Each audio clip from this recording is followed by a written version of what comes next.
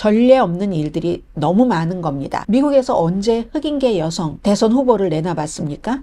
또 미국에서 언제 전직 대통령이 한 번 임기 끝내고 한 텀 쉬고 다시 출마했습니까? 2번이나 암살 시도를 겪은 사람이 누가 있습니까? 선거 치르기 약 2달 조금 더 남기고 후보를 바꾼 적이 어디 있습니까? 어쨌든 이번 주는 민주당이 패닉 버튼을 누를 그 정도까지는 아니었지만 트럼프에게 유리해졌어.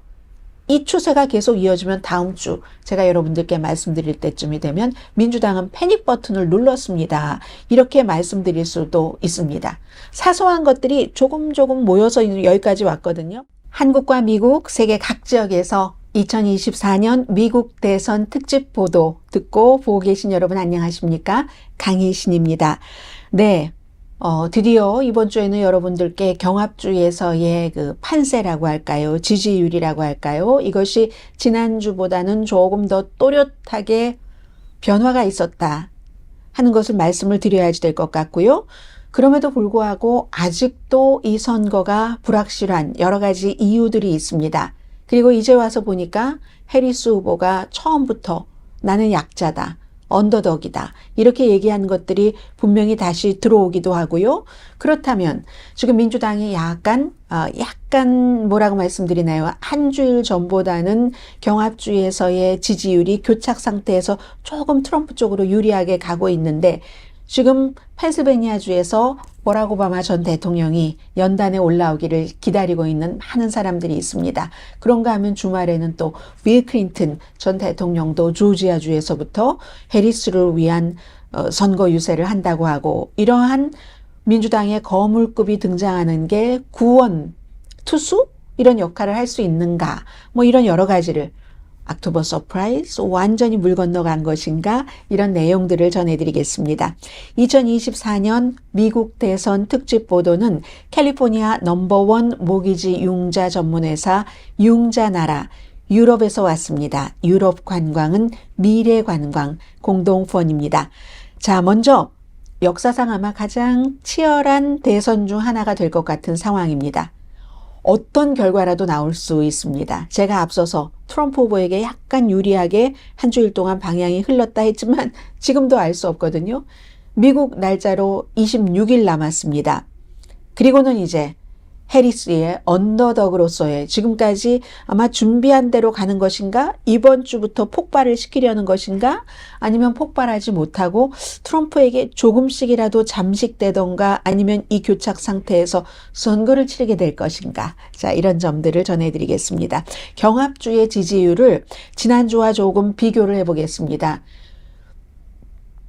많이 혼돈하시는 분들이 계실 것 같아요. 엇갈립니다. 여론조사 기구에 따라서 엇갈리고 그런데 자세히 아주 눈을 가늘게 뜨고 자세히 들여다보면 해리스 후보보다는 트럼프 후보에게 유리하게 한 주일 동안 흘러갔다는 걸 알 수가 있습니다. 일주일 전과 투표할 가능성이 높은 사람들 경합주에서 여론조사한 것을 비교를 해보면 미시건과 위스콘신주, 심지어는 펜실베니아주에서도 트럼프 후보가 0.3%에서부터 0.9%까지 올라갔다. 이렇게 보는 여론조사 전문가가 있습니다. 네이트 실버라고 아주 가장 공평하고 유명한 그런 여론조사 전문가죠. 해리스 후보는 같은 일주일 동안에 조지아주에서만 0.3%가 올랐다. 그럼에도 불구하고요. 아직까지 이 지지율을 보면은 경합주에서 해리스 후보가 펜실베니아, 미시건, 위스콘신, 네바다 조금 앞서갑니다. 트럼프 후보가 노스캐롤라이나, 조지아, 애리조나에서 앞서갑니다. 이게 조금 나아진 일주일 동안 사이에서도 결론은 그렇다는 거거든요.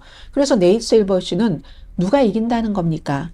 아직 모릅니다. 이렇게 답변을 했고 또 여론조사 기구 가운데서 가장 이제 좀 신뢰를 받는 많은 매체의 것을 종합을 해서 하는 538 과반수 선거인단 차지할 확률을 해리스 후보 100번 이렇게 해보면 55번 트럼프 후보 해보면 45번 나온다. 아직까지도 지금 그런 상황이거든요. 그래서 역시 538에서도 네바다, 위스콘신, 여기는 펜실베니아, 미시건, 해리스 후보가 앞선다. 그런데 뭐 1% 미만이거나 미시건주에서만 1%, 어디는 미시건주가 트럼프가 이겼다고 하는데 이렇게 다르게 나오는 겁니다. 역시 538, 애리조나, 조지아, 또 노스캐롤라이나 주에선 트럼프 후보가 각각 1%씩 이깁니다. 여기는 아마 트럼프가 이기는 것으로 거의 확정이 되는 것처럼 현재로 보입니다. 그 밖에도 굉장히 많은 여론조사 결과가 있었는데 심지어는 트럼프 후보를 지지하는 측에서 가장 강조했던 게 이번 주는 CNN입니다. 뭐 라스무센 이런 데가 아니에요.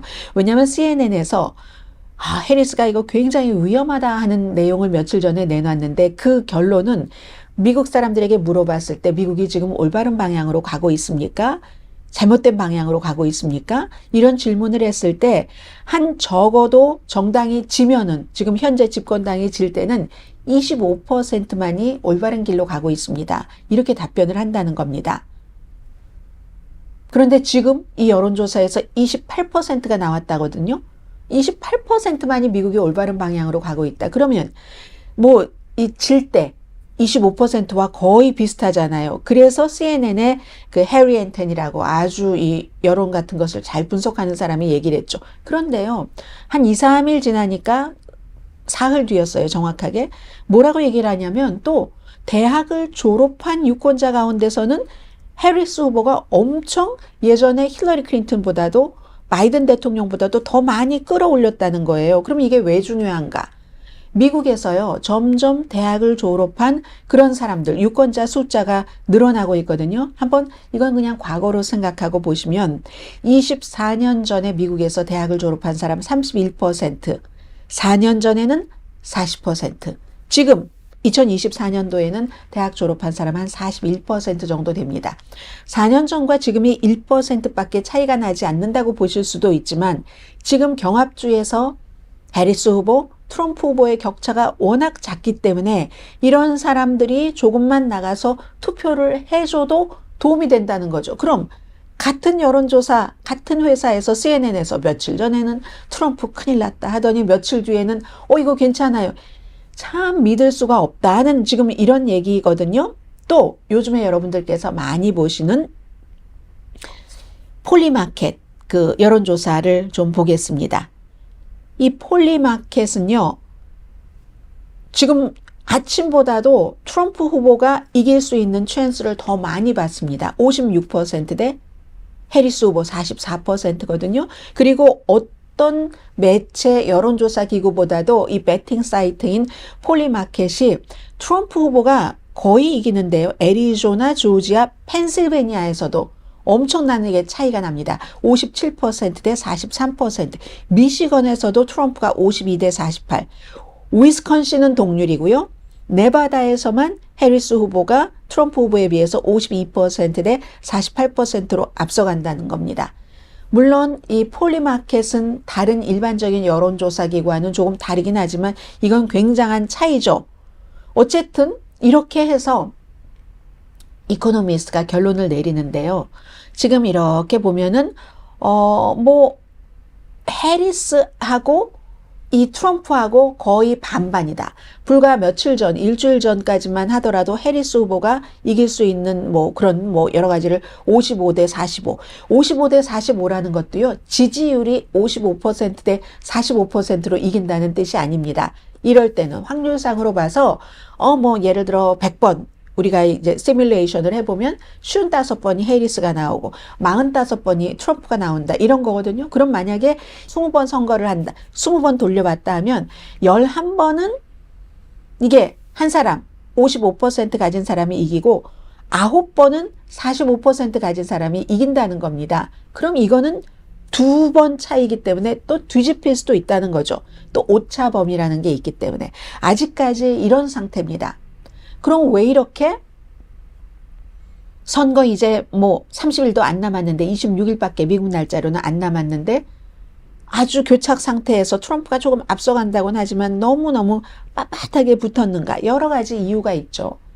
올해 선거는 최근 역사상 말씀드린 것처럼 가장 불확실성하기 때문에 결론적으로 지난번에 2020년도에 조지아주에서 바이든 대통령이 그 레드 스테이트에서 12,000표 12,000 몇백 표 차이로 700 몇 표 차이로 이겼잖아요. 이번에는 한 주에서 경합주에서 불과 몇천 표 차이로 당락이 결정될 수도 있는 겁니다. 또 거의 winner takes all 해서 그 몇천 표만 더 가져가도 그 사람이 그 주의 선거인단을 다 가져가는 거죠. 물론 공통적인 이슈가 있죠. 경제가 있고 국경, 이민이 있긴 있지만 전례 없는 일들이 너무 많은 겁니다. 예를 들어서요. 미국에서 언제 흑인계 여성 대선 후보를 내놔봤습니까? 또 미국에서 언제 전직 대통령이 한 번 임기 끝내고 그 다음에 선거에서 떨어졌다가 한 텀 쉬고 다시 출마했습니까? 또 미국 대선 후보 가운데서 선거 캠페인을 하는 동안에 그 짧은 기간에 2번이나 암살 시도를 겪은 사람이 누가 있습니까? 과거에 민주당에서 대선 후보를 바꾼 적은 있지만 선거 치르기 약 2달 조금 더 남기고 후보를 바꾼 적이 어디 있습니까?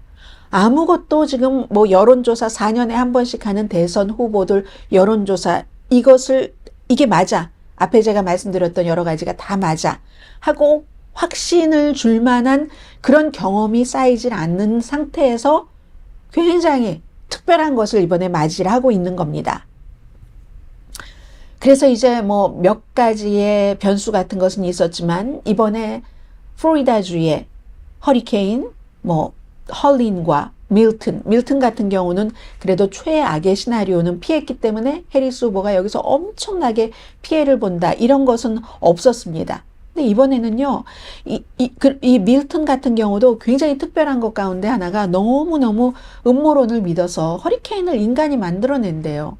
그래서 아니, 허리케인 인간이 만들어내지 않거든. 심지어 그게 이제 공화당 트럼프 후보 측에서부터 나와서 박스에서 막 이걸 또 더 키우고 하니까 그러면은 심지어 공화당 의원들조차도 그건 아니야 하고 성명 내고 그렇습니다. 왜냐하면 공화당 의원들도 허리케인 피해 지역인 플로리다, 노스캐롤라이나 이런 데는 음모론이 판을 치면 그 주, 도시를 재건하고 사람들을 도와주기가 굉장히 힘듭니다. 그래서 그런 사람들이 아니라고 하는데도 아니 허리케인을 일부러 민주당이 만들었다고 얘기하는 사람들이 많거든요.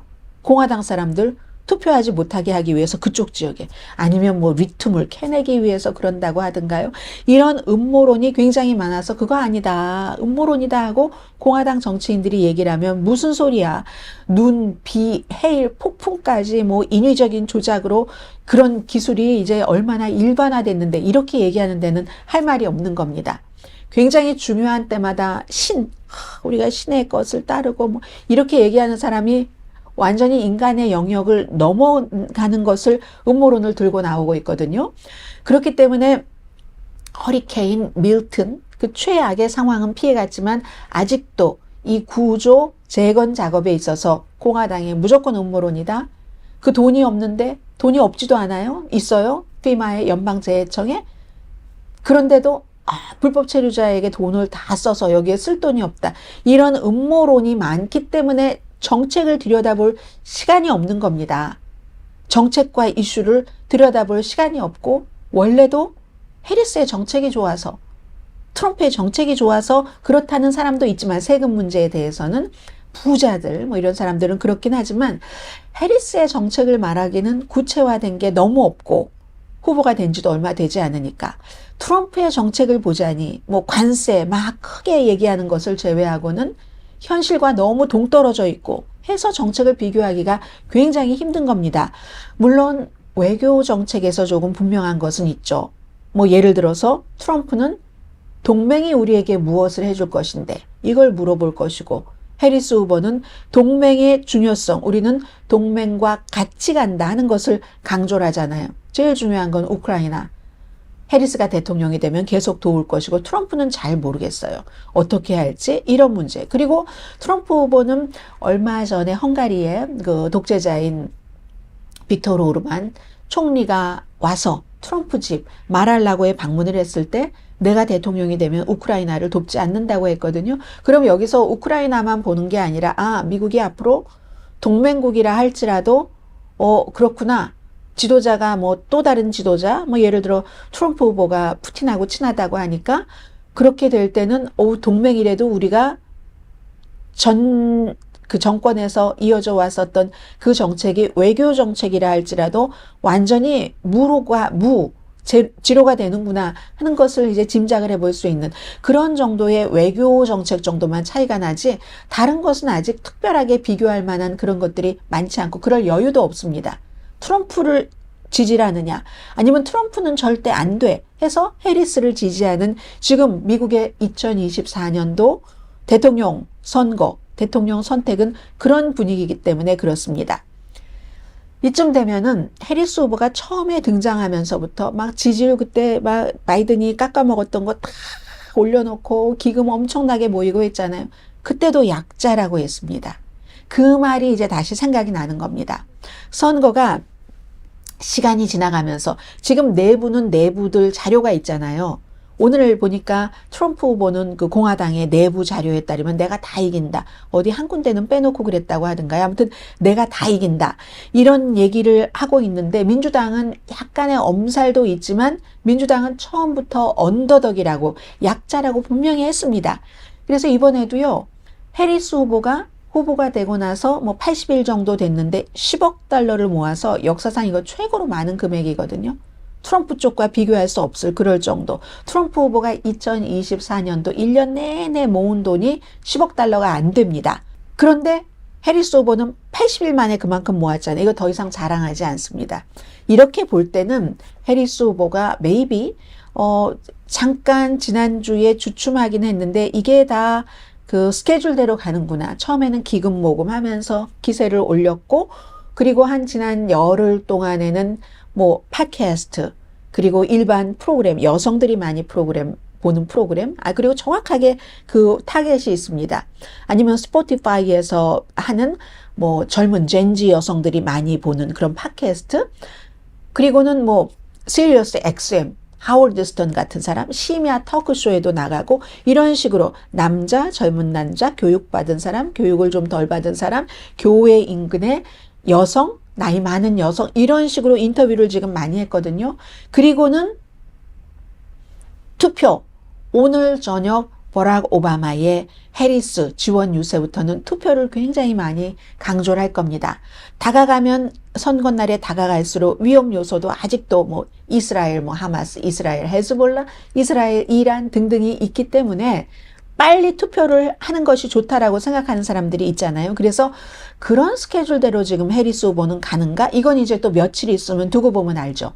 그리고 또 오늘 오바마의 펜실베니아 피츠버그에서의 선거 유세가 얼마나 또 도움이 될지 또 시간이 조금 지나서 내일 돼보면은 알 수 있잖아요. 어쨌든 이번 주는 민주당이 뭐 패닉 버튼을 누를 그 정도까지는 아니었지만 지난주까지만 하더라도 지지율이 정체된다는데 이렇게 계속 끝까지 정체된다는데 라고 말씀을 드렸는데 끝까지 이것도 많이 바뀐 건 아니지만 그래도 조금 트럼프에게 유리해졌어. 이 추세가 계속 이어지면 다음 주 제가 여러분들께 말씀드릴 때쯤이 되면 민주당은 패닉 버튼을 눌렀습니다. 이렇게 말씀드릴 수도 있습니다. 사소한 것들이 조금 모여서 여기까지 왔거든요. 중동 문제, 허리케인, 음모론 같은 것. 그리고 이제 폴리마켓 같은 데서 예측을 트럼프에게 좋게 막 하고 하는 그런 기세 같은 뭐 이런 문제들 때문에 지금 해리스가 약자다 했던 것과 이제 여러 가지가 연결되고요. 오바마 전 대통령뿐만이 아니라 빌 클린턴 전 대통령도 조지아주에 가서 이번 주말부터 선거 유세를 시작한다는 거거든요. 이거 조지아주에 간다는 것은 조지아주는 현재로 보면은 트럼프가 이길 것 같은데 그럼에도 불구하고 포홈을 들어둬야지 되는 겁니다. 지금 트럼프 후보로서는 조지아, 노스캐롤라이나 이기고 그리고는 이제 블루월 가운데서 펜실베니아 이기면 굉장히 해리스가 힘들어지잖아요. 해리스는 예를 들어서 펜실베니아를 진다 이렇게 생각할 때 펜실베니아의 19개 선거인단 표보다는 3개가 적지만 그럼 조지아라도 보험을 들어두는 겁니다. 한 사람은 버락 오바마는 펜실베니아에서 빌 클린턴은 조지아에서 이렇게 그럼 뭐 트럼프 후보는 가만히 있습니까? 아니죠. 지난 주말에 이제 펜실베니아에서 일론 머스크와 함께 엄청나게 크게 뭐 한 4만 명에서 10만 명 정도 왔다고 하잖아요. 주최 측은 10만 명이라고 하고 그런 선거 유세를 했죠.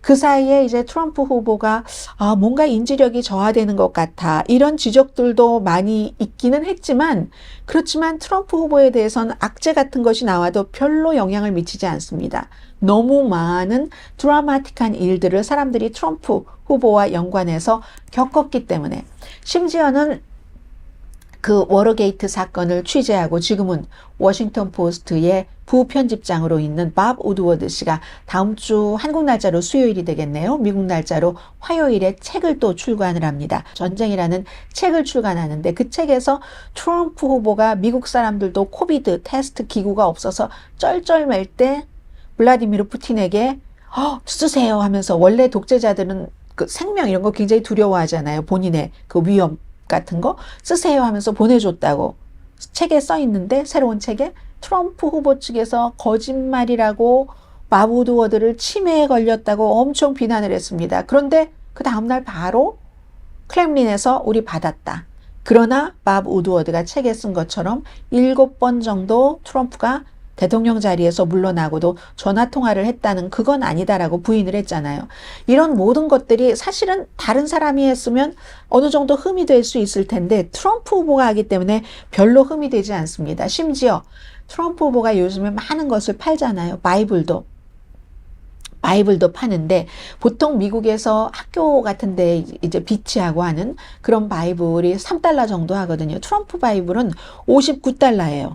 트럼프하고 이제 뭐 유명한 뭐 컨트리 가수하고 같이 뭐 God Bless USA 그 바이블 이걸요 그렇게 팔고 트럼프 사인이 있으면 또 $1,000에 팔거든요.